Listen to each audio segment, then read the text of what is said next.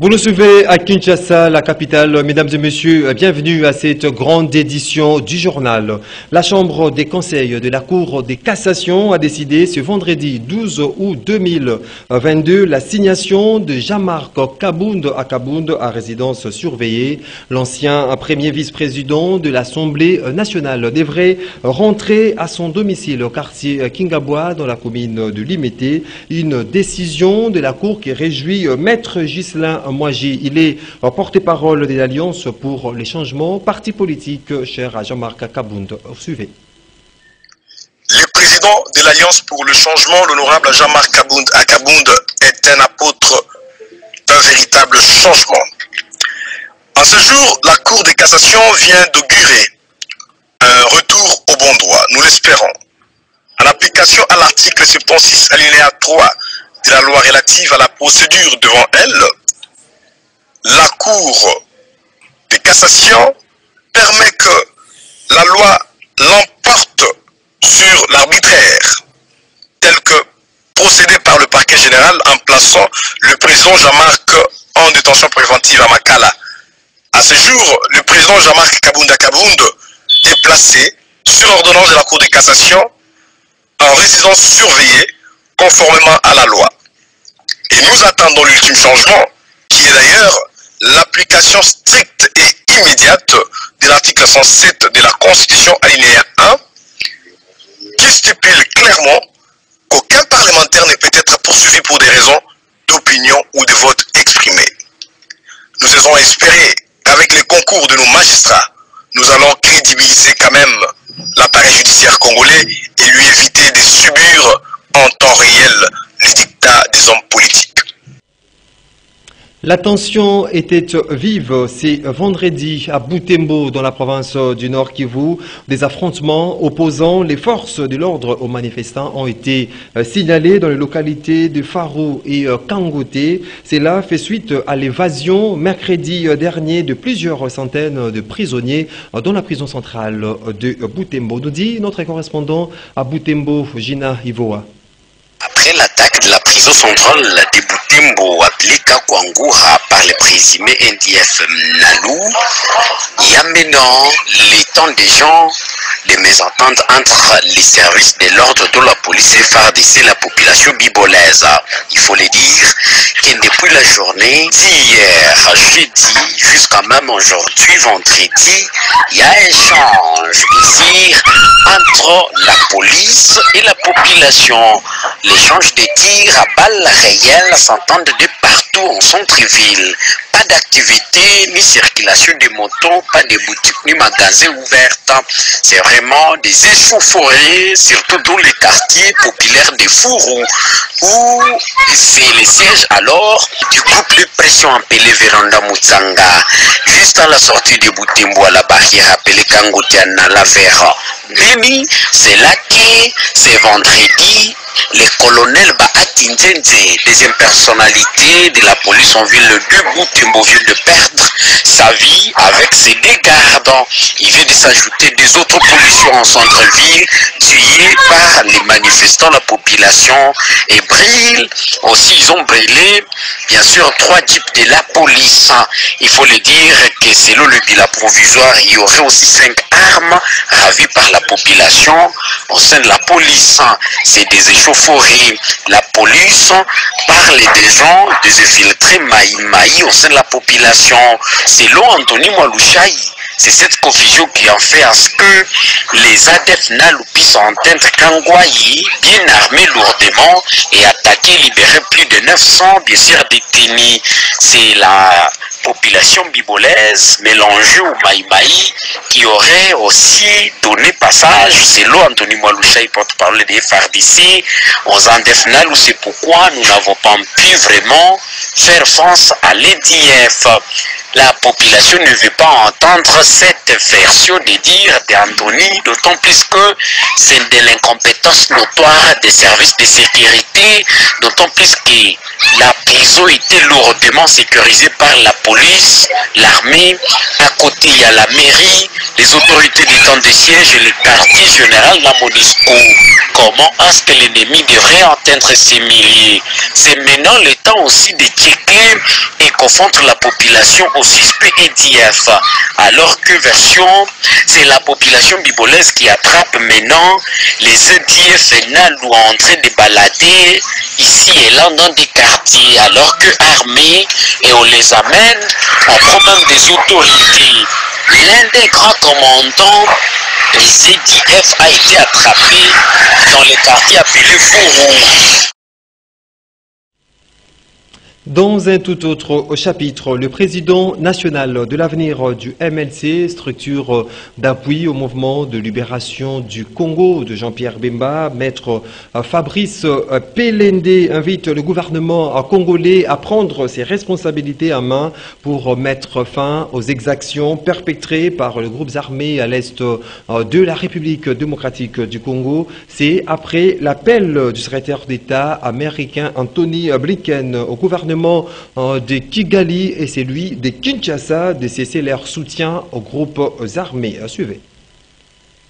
Au Rwanda, le secrétaire d'État américain Anthony Blinken a appelé le gouvernement de Kigali et de Kinshasa à cesser de soutenir les groupes armés opérant à l'est de la République démocratique du Congo en faveur de la paix. En réaction, maître Fabrice Pelende, président national de l'avenir du MLC, lui invite plutôt le gouvernement à prendre ses responsabilités pour mettre fin à ces groupes armés qui écument l'est du pays. Vous devez comprendre qu'Anthony Blinken est porteur d'un langage diplomatique. Je pense qu'il fait face à une situation sous-régionale où, en réalité, de la politique mondiale, il faudrait que chaque pays puisse se positionner. Déjà, en commençant à réviser le premier discours d'Anthony Blinken avant d'arriver au Rwanda, il a cité nommément le Rwanda comme pays agresseur, où il a parlé également de la souveraineté des États, où le Rwanda est désigné comme État agresseur en complicité avec des groupuscules rebelles qui cherchent à nuire les intérêts du Congo.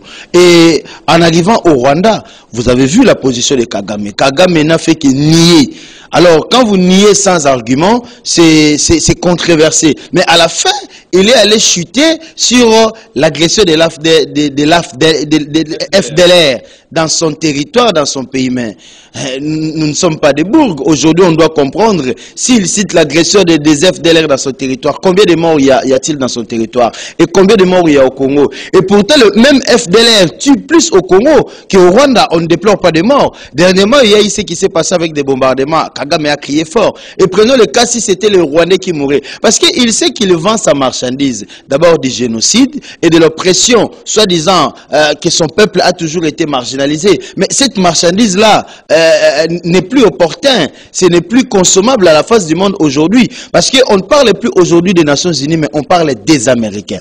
Je pense que la présence d'Anthony Blinken sur la sous-région définit également les règles des jeux pour l'avenir. Nous sommes dans une phase où la diplomatie nous impose les rapports de force, que celui qui est fort puisse prendre des devants. Et à la phase où nous sommes, la RDC est dans une position de force parce que sur le plan des règlements du droit international conformément aux organisations internationales, nous avons démontré à suffisance qui est l'agresseur, ce qui n'a pas été fait dans les temps, dans les régimes passés. Et nous avons apporté de preuves que c'est le Rwanda en capturant des militaires rwandais. Suite à la Convention de Genève, nous étions obligés de restituer ces militaires parce qu'il y a des règles militaires, des guerres qui existent de par les conventions internationales. Je pense qu'aujourd'hui, nous avons tout approuvé que c'est le Rwanda et il ne suffit pas de rester là. Parce que comme je l'ai toujours dit, on avance à double vitesse. Sur le plan diplomatique, nous brandissons les éléments des droits conformément aux normes diplomatiques, aux engagements diplomatiques. Et en coulisses, moi je demanderai au président de la République, à notre armée, d'être dissuasif. Ouverture, c'est vendredi 12 août 2022 de la session ordinaire du mois d'août à la Commission nationale des droits de l'homme CNDH. Dans son adresse du jour, le président de cette institution d'appui à la démocratie, Maître Mwamba Mushikonke Mwamous, a relevé quelques cas de violation des droits de l'homme en République démocratique du Congo en dépit de quelques avancées enregistrées. Le point avec Dadi Kusaka. C'est dans un amphithéâtre du ministère des Affaires étrangères Archicom que s'est ouverte ce vendredi 12 août la session ordinaire du mois d'août à la Commission nationale des droits de l'homme CNDH. Occasion pour le président national de cette institution d'appui à la démocratie, Maître Mwamba Mushikonke Mwamous, de peindre la situation des droits de l'homme en République démocratique du Congo. À en croire ces derniers, au-delà de quelques avancées enregistrées, la situation des droits de l'homme demeure toujours préoccupante au pays de Félix Tshisekedi. Ainsi, pour l'amélioration des droits de l'homme, Maître Mwamba Mushikonke Mwamous appelle à un effort collectif de tous les membres chargés de protection des droits de l'homme en RDC de militer en faveur des droits de l'homme et d'un véritable état de droit. C'est une obligation faite à la CNDH pour organiser la session ordinaire. Et généralement, la session du mois d'août, essentiellement budgétaire, pour préparer le budget de la CNDH, sera incorporé dans le budget national. Mais comme c'est une session ordinaire, il y a d'autres points qui seront inscrits au calendrier de la session de la CNDH. Mais on profite souvent aussi, lors de la cérémonie d'ouverture, de présenter les avancées dans les domaines de la promotion et protection des droits de l'homme, mais aussi les faits préoccupants. C'est ainsi que nous avons montré les avancées selon constatées ou enregistrées par la CNDH en rapport avec les droits civils et politiques, droits économiques, socio-culturels, droits collectifs et droits catégoriels. Mais nous avons montré aussi certains faits qui amènent aux violations des droits de l'homme, souvent constatés dans le cadre des droits civils et politiques, droits économiques, socio-culturels, droits collectifs et droits catégoriels. Donc, la situation des droits de l'homme en RDC, nous allons le confirmer, qu'elle reste préoccupante. C'est-à-dire, il faut un effort de tous les chargés de protection des droits de l'homme en RDC, de militer pour le respect des droits de l'homme. Parce que nous avons déjà eu les mots d'ordre du chef de l'État pour instaurer les droits de l'homme, instaurer l'état des droits. Pour instaurer l'état des droits, il faut d'abord, bien sûr, respecter la Constitution et les lois, mais aussi respecter les droits de l'homme. Militer pour l'instauration de la culture de respect des droits de l'homme. Sans cela, notre pays sera toujours condamné sur l'échiquier international des violateurs des droits de l'homme. La défense des droits de l'homme en République démocratique du Congo et l'instauration d'un véritable état de droit restent la préoccupation majeure de la CNDH.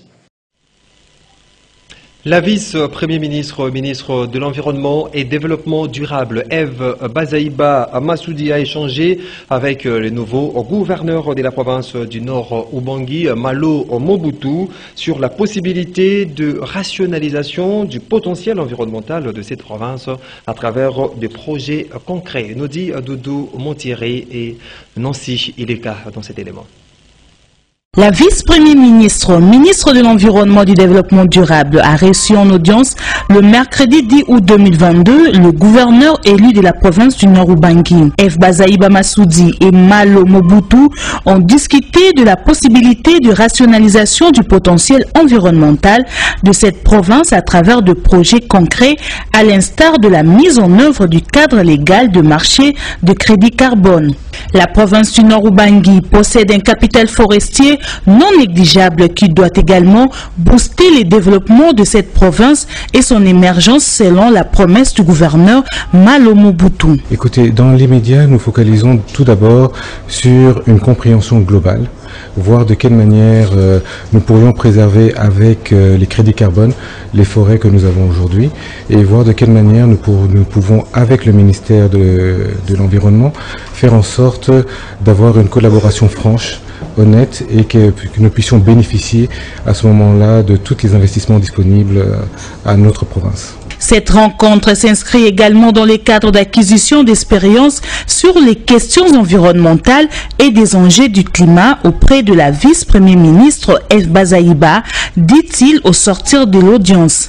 Sa réaction était très positive, elle a été très aidante également. C'est vrai que son expérience va être nécessaires pour que nous puissions voir de quelle manière à ce moment-là le Nord-Ubangi pourra bénéficier de son accompagnement. Mobutu Ndima Malo, petit-fils de feu président Mobutu Sese Seko, a été élu gouverneur de la province du Nord-Ubangi avec 11 voix exprimées sur 18. Le Nord-Ubangi, une province du nord de la République démocratique du Congo, créée en 2015 à la suite de l'éclatement de la province historique de l'Équateur avec son chef-lieu, la ville de Gbadolité. Parlons santé à présent, programme de la gratuité de maternité. Le ministre de la Santé publique, Hygiène et Prévention, le docteur Jean-Jacques Mbungani, a entamé la 4e phase de ses visites d'itinérance et d'inspection dans les hôpitaux de Kinshasa, la capitale. Regardez.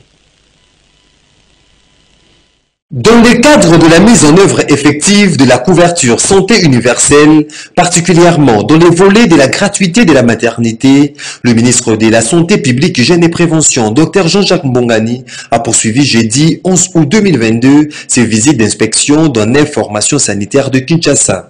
Il s'agit de la 4e étape de cette série de visites d'itinérance dont l'objectif consiste à palper du doigt le besoin réel de différentes structures médicales de la capitale qui sont en phase expérimentale de ces programmes de la gratuité des accouchements et de la prise en charge post-néonatale et prénatale, car l'idéal est d'évaluer et trouver des solutions durables en termes de capacité de la prise en charge, mais également d'identifier les autres structures qui doivent appliquer le programme de la gratuité de la maternité. Il faut signaler que le patron de la santé en RDC était accompagné de Véronique Kilumba Nkulu, vice-ministre, du secrétaire général de la santé, ainsi que d'autres membres de son cabinet. Jean-Jacques Mbungani et toute sa délégation ont parcouru plusieurs acteurs de la ville de Kinshasa pour inspecter les hôpitaux retenus pour l'applicabilité de ces programmes instaurés par le chef de l'État. Tour à tour, il s'est rendu à la clinique Bondeko à Limité en passant par le centre hospitalier d'État de Ngiringiri, l'hôpital du Cinquantenaire à Kasavubu, l'hôpital de référence de la police, les centres de santé de référence Vijana, l'hôpital pédiatrique Kalembelembe, l'hôpital militaire central Kokolo, à Lingwala, l'hôpital général de référence de Kitambo, ainsi que la clinique Ngaliema. Le numéro 1 de la santé publique congolaise a visité avec toute son attention les différents services, notamment la maternité, la pédiatrie, l'imagerie, les laboratoires. À chaque passage, il s'est mis surtout à l'écoute des préoccupations de chacune des formations sanitaires. Partout où il est passé, Jean-Jacques Mbungani a payé les factures de femmes bloquées dans ces hôpitaux après leur accouchement. Cet acte de générosité a suscité une bonne ambiance auprès de plusieurs familles bénéficiaires. Nous sommes à la 4e semaine consécutive des visites d'inspection des structures sanitaires dans la ville-province de Kinshasa, en lien avec le large programme de la gratuité des accouchements et des consultations prénatales, postnatales et néonatales gratuites. Aujourd'hui, encore une fois, le constat est le même. Il faut un appui du gouvernement pour renforcer la plupart de ces structures en équipement pour que la gratuité effective rencontre l'attente du gouvernement, du chef de l'État et surtout pour le bien des populations. Par ailleurs, dans la foulée de sa tournée, le ministre de la Santé publique, Dr Jean-Jacques Mbungani, a procédé à la remise d'un lot important de matériel et équipements modernes à l'hôpital général de référence de Kinshasa ex-Mamayemo. Ceux-ci ont été acquis grâce au partenariat avec le gouvernement japonais. Suivez présentement les réactions de différents bénéficiaires de cet acte de charité posé par le ministre Jean-Jacques Mbungani. Dans le cadre de la ronde qu'ils sont en train de faire pour visiter les hôpitaux qui vont accompagner les gouvernements dans la gratuité de la maternité, tout ce que nous pouvons dire en ce jour, c'est un grand merci. Il a eu le temps de parcourir notre clinique, il est passé par le laboratoire, il est passé au bloc opératoire, il a visité la maternité, la néonatologie, et il nous a promis de revenir encore. Ils viendront nous appuyer pour que nous puissions vraiment accompagner les chefs de l'État pour la gratuité de la maternité. Ça a toujours été une fierté de recevoir l'autorité de tutelle. Donc pour nous, c'est une raison d'être fiers de ce que nous faisons et de ce que nous sommes.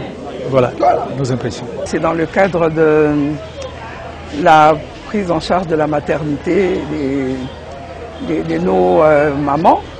Bon, nous, on n'est pas une maternité. Nous, on reçoit le produit de cette maternité, c'est-à-dire les enfants, et notamment les nouveau-nés. Les nouveau-nés, quand ils naissent, quand ils sont malades, on nous les emmène ici. Et donc voilà, on est très contents parce que leurs excellences nous ont promis de l'aide pour améliorer ce que nous faisons. Un sentiment de joie de voir son ministère de tutelle sur le plan santé venir nous visiter. C'est une première. Et comme je le disais, depuis que cet hôpital est là, le second ministre de la Santé qui nous visite, c'est lui. D'abord, c'était le ministre Etienne qui l'a précédé, et c'est lui. Et depuis qu'ils sont là, il est là, il n'a jamais cessé de nous assister. Il nous assiste et nous sentons qu'il tient vraiment à ce que nos conditions de travail soient améliorées. Et ça nous va droit au cœur. Et au nom des hommes en uniforme et de nos familles, nous ne pouvons que souhaiter à cette occasion à son Excellence, Monsieur le chef de l'État, le commandant suprême, et un fructueux mandat et la continuité dans ce sens, en fait, que nous puissions un jour avoir les conditions voulues telles qu'il les veut, les conditions voulues. Nous sommes contents de recevoir le ministre de la Santé avec sa suite. Il est venu essentiellement voir dans quelles conditions nous vivons. Et l'accès est mis essentiellement sur la maternité, dans l'idée de concrétiser le projet du chef de l'État pour la gratuité de ces peines ainsi que des accouchements. Alors il a pu visiter notre outil de travail. Il nous a promis qu'il va trouver solution à tous ces problèmes qui nous dérangent. Et nous espérons que dans les jours qui viennent, nous allons renouveler notre équipement, que ce soit dans la maternité.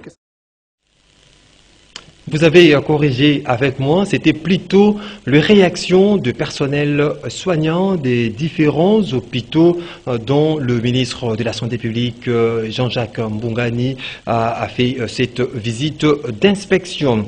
Ouverture, c'est vendredi 12 août 2022 à Kinshasa de l'atelier de réflexion sur la planification de mécanismes juridictionnels de résolution des conflits électoraux. C'est le président de la CENI, Denis Kadima, qui en a donné le go au cercle Elaïs dans la commune de La Gombe, nous dit Tchoti Gombo dans cet élément.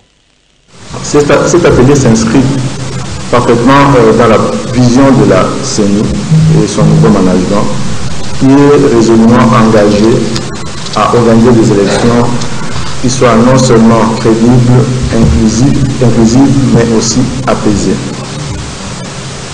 La compétition électorale tend à déboucher sur des tensions et des violences, parfois très graves, surtout dans des sociétés caractérisées par l'intolérance politique et la polarisation politique.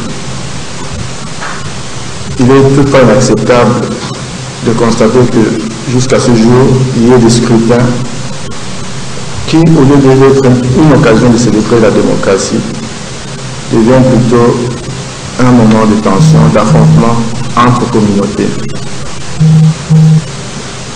C'est à cause de cette situation que le législateur congolais a introduit dans la loi le recours aux mécanismes non juridictionnels pour régler certains contentieux électoraux.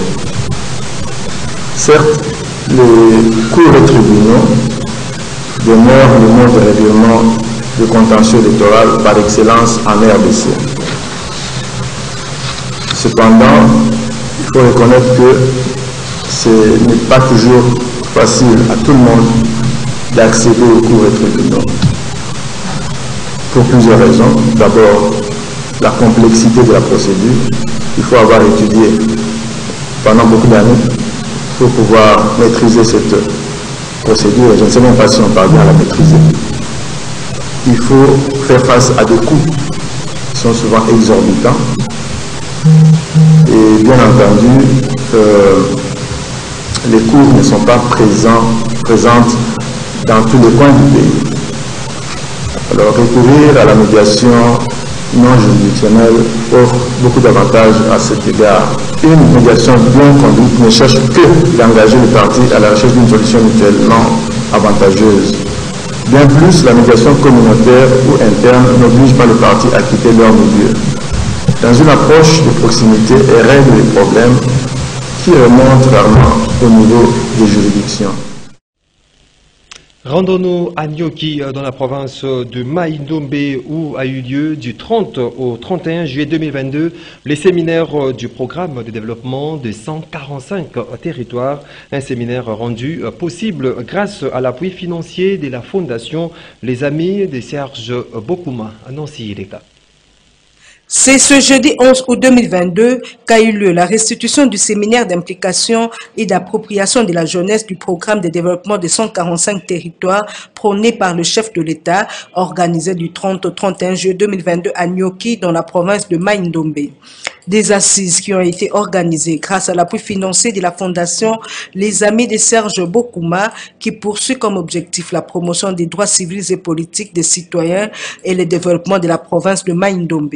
À travers la fondation qui porte son nom, Serge Bokuma entend par des actions à impact visible préparer la relève pour le leadership de Mai-Ndombe par le renforcement des capacités de la population à l'initiation à la citoyenneté ainsi que la conscientisation de ses frères et sœurs de Mai-Ndombe à connaître ses droits et obligations tout en vulgarisant les instruments juridiques nationaux et internationaux relatifs aux droits de l'homme et aux droits humanitaires. Lorme Pongo, président de l'Association des jeunes entrepreneurs catholiques du Congo, revient ici sur les attentes des organisateurs de ce séminaire. L'organisation des activités qui nous avons organisées dans les Mai-Ndombe, c'est l'implication de la population de Mai-Ndombe, surtout de la jeunesse, et l'appropriation de cette population au programme local de 145 territoires.